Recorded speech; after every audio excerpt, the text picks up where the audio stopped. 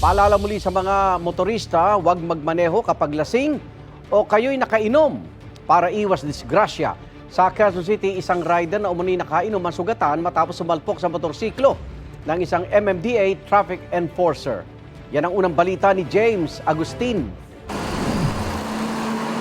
Nawasak ang harapang bahagi ng isang motorsiklo matapos sumalpok sa isa pang motorsiklo sa Congressional Avenue Extension sa Quezon City mag-alauna kanina madaling araw. Ang 31 anyo sa lalaking rider nagtamo ng mga sugat sa mukha. Nabangga niya ang motorsiklo na minamaneho ng MMDA traffic enforcer na may responde sa lugar. Biglang may dumating na napakabilis na motor. Talagang sinalpok dun sa likod yung MMDA natin na nasa hulihan. Ginawa niyang preno, parang ganon. Oh, kaya tumalsik siya dito. Yung enforcer natin, napaupo nga siya eh.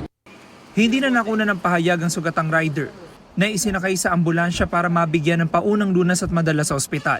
Hindi naman nasaktan ng traffic enforcer. Ayon sa mga taga-barangay, aminado na kainom ang rider na pauwi na mangyari ang aksidente. Nakita namin po yun, yung sa motor na yun, tsaka po yung tao, nakatihaya. Nung kaming kukunin po, amoy alak. Kaya po, binadali namin di siya tsaka siya sa ambyo para madala sa ospital. Muling nagpaalala ang mga otoridad sa mga motorista para maiwasan ang ganitong insidente. Kung nakainom talaga, hindi na dapat magmamaneho.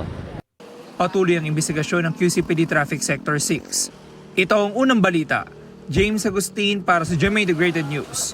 Igan, mauna ka sa mga balita, mag-subscribe na sa GMA Integrated News sa YouTube para sa iba't ibang ulat sa ating bansa.